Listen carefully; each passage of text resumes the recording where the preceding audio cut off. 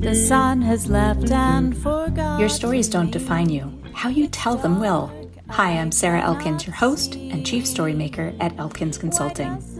Listeners, if you've been curious about how I can guide your team toward improvement of communication and satisfaction at work, now's the time to get in touch about hiring me to bring Gallup's StrengthsFinder tool to your next retreat or summit. Visit elkinsconsulting.com to schedule a call, and let's get started. For this week's episode of Your Stories Don't Define You, I'm resharing episode number 292, Food Stories, because we're starting to plan for the U.S. Thanksgiving Day, one of my favorite holidays. I realized after I made my flight plans that I'm actually traveling on Thanksgiving, November 28th, arriving at my mother's place around noon. I hadn't planned it that way. In my head, I made the reservation to arrive on Friday, thinking Thanksgiving was the week before. That's why I'm thinking about it now, deciding how to make the most of the holiday at home and at my mom's place. I have a tendency toward optimism, and with adaptability in my top 5 StrengthsFinder talents, I don't see obstacles the same way most people do. I see them as part of the path. That said, I realized I can celebrate the holiday twice this year. There's no reason we can't have a fabulous Thanksgiving dinner a few days before the actual holiday, right? I can do what I love to do. Spend time in my kitchen, lovingly making delicious food for my spouse, one of our sons and his fiancé, and maybe a friend or two. And when I get to my mom's, I can put my sister and her family to work that afternoon and do what I love all over again, to nourish and nurture the people I care about. Listen to this week's episode of Your Stories Don't Define You, How You Tell Them Will. Today's episode is a tribute to my family and the friends who are family, our many guests that we've hosted at our dining room table over the years. We spent the last few days hosting my brother and sister and their families here in Montana, floating in kayaks on the Missouri River, hiking Mount Helena, and feeding them at our dining room table. You should take a picture of that before you use it. What a beautiful blossom. The cashier was gushing over the radicchio I picked up to use in a slaw that I would make for our guests that evening.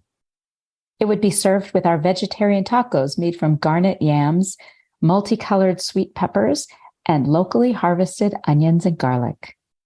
Delicious. As I stood in my kitchen marveling over the many hyper-local ingredients on my counter, I remembered a conversation I had with another wonderful guest, Louisa Garrett, who we hosted 2 weeks before. I asked her, why isn't cooking for people a sixth love language in Gary Chapman's book, The 5 Love Languages? I see the act of lovingly feeding people as a combination of acts of service and gift giving. For those of us who spend hours and days thinking about what to make, what will be most nourishing and nurturing for the people at our table, and then thoughtfully gathering ingredients and creating meals and snacks, it just feels like it's its own love language, unique from the other 5. My love language is perfect material for some of my most meaningful stories. Anyone who knows me hears the passion in my voice as I tell stories of hosting guests over the years. And the stories people share about me and my family, our household, all revolve around feeling nourished and nurtured. And it's not just the food. I think a lot about legacy, about how I want to know myself and how I want people to experience me. And in my work as a speaker and coach, I've asked a lot of people these questions. How do you want to see yourself? What do you want to see in yourself? Kindness, intelligence, competence? What do you need to know or experience to be confident that you are those things? My friend Joel Morgan recently sent me a message with a quote by a rabbi he follows. Men cannot seem to justify their existence unless they're needed, useful, productive, making a difference. They can't tolerate their own being. My response to Joel was that I absolutely agree. and that a sense of purpose has always been a critical factor in people's happiness and satisfaction in life.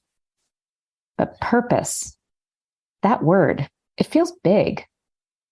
It can also feel trite, overused, just another buzzword. Leaving my full-time job to be exclusively self-employed was really scary. And 5 years later, it's still scary sometimes.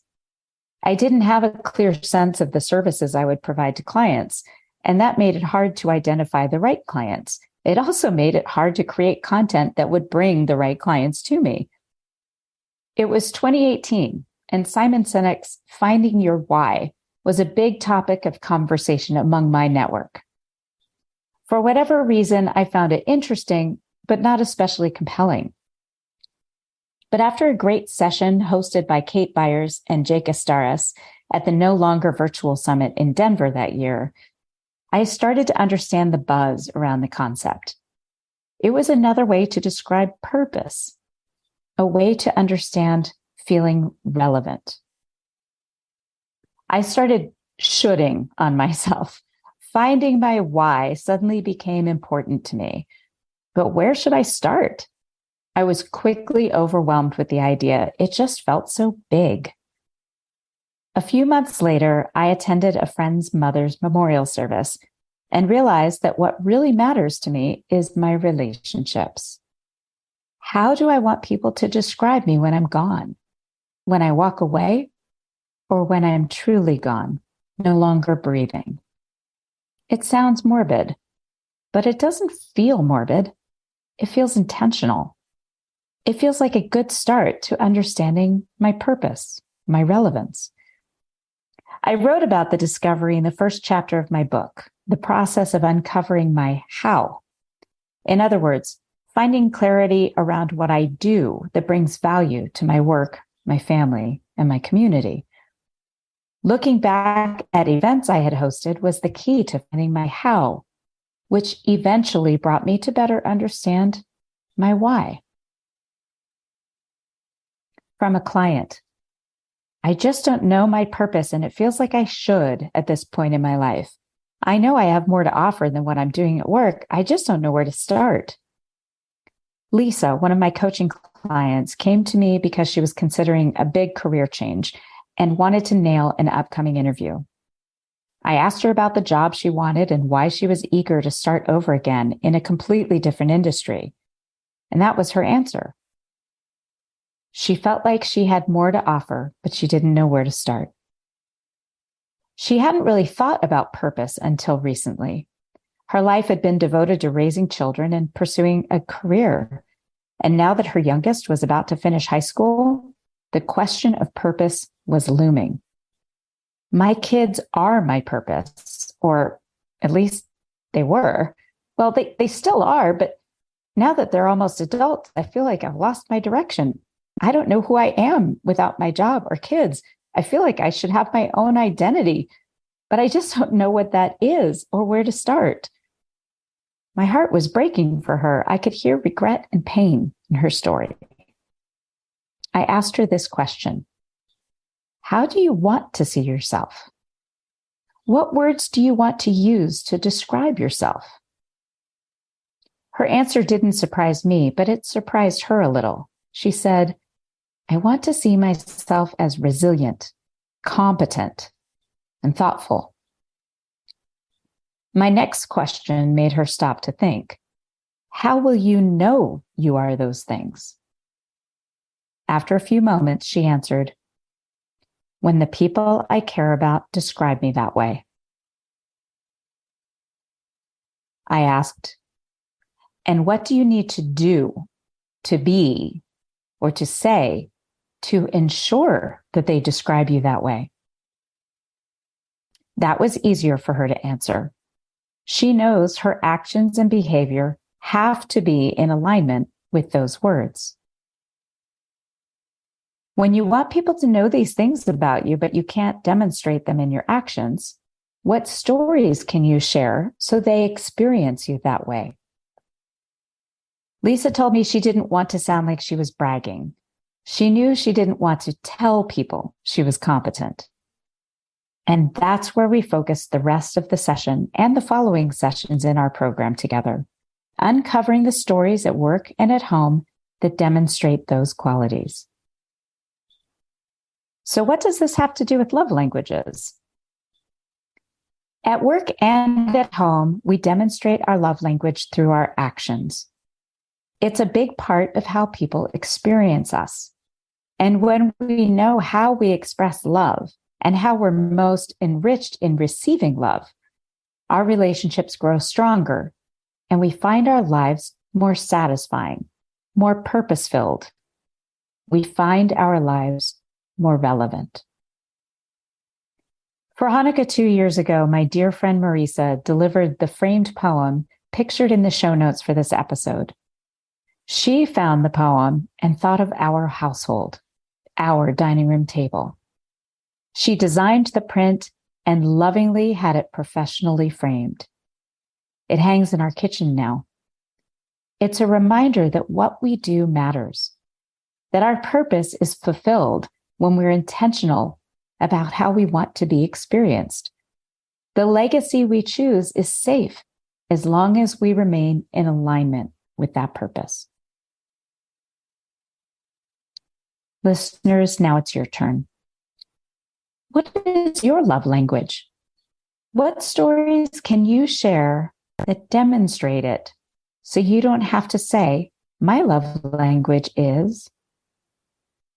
When you heard my very first story about feeding people, about the food that I lovingly created, you heard my love language in my voice. And that story tells a lot about who I am at work and at home. So listeners, figure out which stories demonstrate those qualities you want people to know about you. Visit elkinsconsulting.com to sign up for a monthly story prompt to guide you in collecting your most inspiring and meaningful stories. Add a couple of these love language stories to your story portfolio, your story collection, to use at your next job interview, podcast interview, or public speaking opportunity. I promise, if it's meaningful to you, that story will become meaningful to others. Happy story sharing. Smile, what's the use of crying? You'll find that life is still worthwhile if you just smile.